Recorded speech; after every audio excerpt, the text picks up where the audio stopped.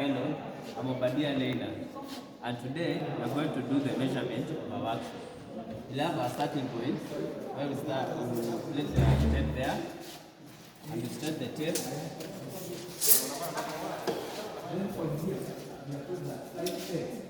Yeah, yeah. Come here.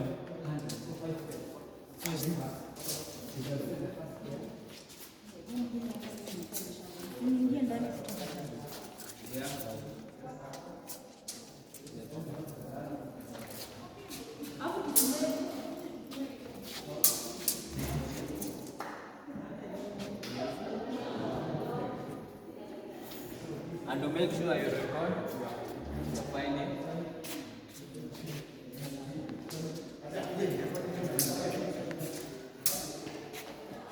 Yeah.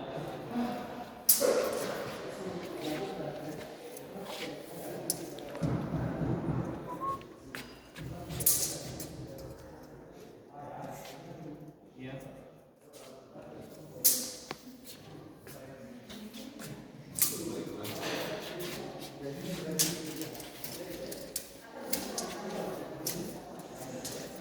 Now last 3.6. Then that is our length, and then we go our width. Take along this width. Start there.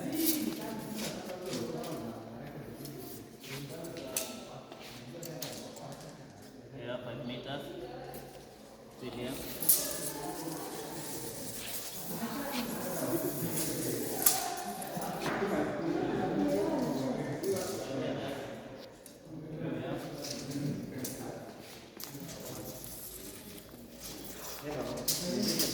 The last thing.